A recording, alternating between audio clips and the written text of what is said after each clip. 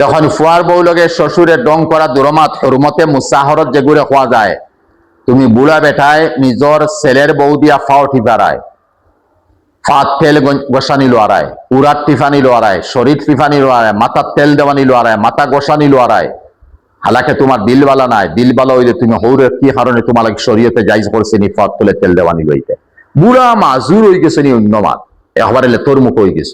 আর বাকি বেটা স্কুটি চালাইতে পারে, দৌড়িতে পারে, আঠিতে পারে, গাই দীর্ঘা দিতে পারে, গরু বাতানো আনিয়া বানতে পারে, পানি আনা নেওয়া করতে বহুত কিছু খরচ করতে পারে। ই মতো বেটালে কোনো সময় যাই যায় ই শ্বশুর লাগি যে জিসমানি একেবারে জিসিমর শরীরের কোন খেদমত ফুয়ার বউ দিলওয়া।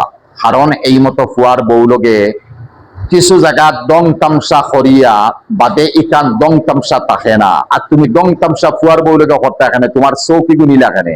যদি তোমার ফুয়ার বউর চোখ খারাপ নজরে দেখছো আর শৈল্য শরীর আদবিশ খারাপ নজরে, যে তোমার ফুলিও তোমার থেকে মনে হয় নিরাপদ থাকতো না।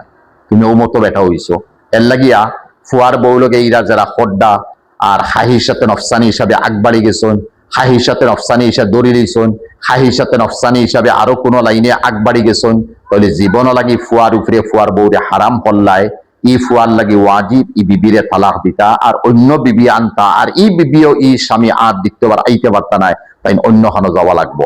ও মতো কিছু শ্বশুর হল আসছেন, আজীব লাগে। গতকালকে ওয়াজ থাকি যা পাইলাম, অবাধে ফুয়ার বউ লগে শ্বশুর হলে অবাধে কুকাজ হরবারে হরতে ফাড্ডা না, কিন্তু কুকাজের মধ্যে লিপ্ত হওয়ার চেষ্টা করতা।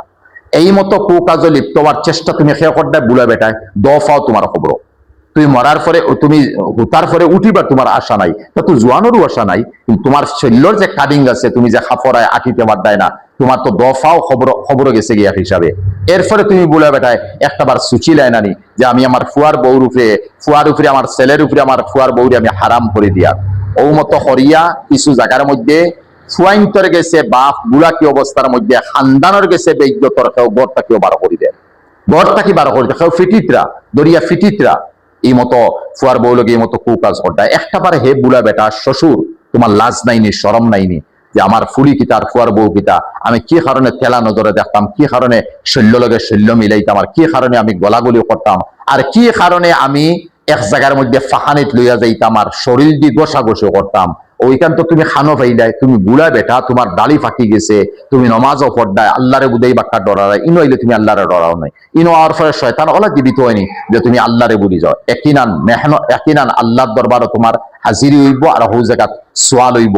তুমি সারা জিনিসে যা বরবাদির দিকে খানদান দেখ ফ্যামিলি রে আর ফুয়ার বউরে নেড়ায়, কিয়ামত দিন তোমার বহুত বড় পাকল আছে। তোমার নমাজের হাম দিত নাই, মারা যাওয়ার পরে বউতে হইব হাম জানি লইছেন যারা মাইসে হইব ইবু তো অগুনানি যে তার ফুয়ার বউর উপরে ফুয়ার বউরে হারাম করি তৈছে, ইবু তো ও বেটা খবর যার। এখন তোমার খবর যাওয়ার পরে বাত্তি খেয়ে দিত, রহমতন নূরের বাত্তি কিলা তোমার খবরের মধ্যে আইতো। এত বড় কুকাজ করিয়া এক ফ্যামিলির ধ্বংস তুমি করদায়। এর লাগিয়া ফুয়ার বউ লগিতা গতাগতি হলা, গোলাগুলি করা আর এটা দং তামসা করা কোনদিন যাইজ না, থেকে বাচ্চা হোপা। আর বাকি যদি অ্যাডভান্স হয়ে গেছেন তাহলে হরমতে মুসাহারত হইব, ফুয়ার উপরে বউ চির জিন্দেগি লেগে হারাম হয়েছে।